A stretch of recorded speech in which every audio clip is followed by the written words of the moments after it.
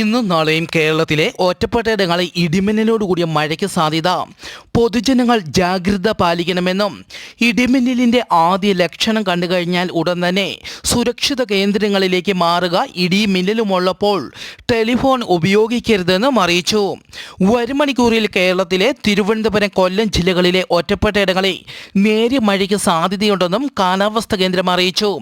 സംസ്ഥാനത്തെ ഒറ്റപ്പെട്ടയിടങ്ങളിൽ കനത്ത മഴയ്ക്ക് സാധ്യതയുള്ളതിനാൽ വിവിധ ജില്ലകളിൽ കാലാവസ്ഥാ വകുപ്പ് യെല്ലോ അലർട്ട് പ്രഖ്യാപിച്ചു. നാളെ തിരുവനന്തപുരം, കൊല്ലം, പത്തനംതിട്ട ജില്ലകളിലാണ് കാലാവസ്ഥാ വകുപ്പ് യെല്ലോ അലർട്ട് പ്രഖ്യാപിച്ചത്. ദക്ഷിണ സുഡാനിൽ ഇന്നലെ വിമാനം തകർന്ന് 20 പേർ മരിച്ചു. US തലസ്ഥാനമായ വാഷിംഗ്ടൺ DC-യിൽ ഇന്ന് യാത്രാ വിമാനം സൈനിക ഹെലികോപ്റ്ററുമായി കൂട്ടിയിടിച്ച വിമാനം നദിയിൽ വീണു. വിമാനത്തിൽ 65 യാത്രക്കാർ ഉണ്ടായിരുന്നുവെന്നാണ് വിവരം.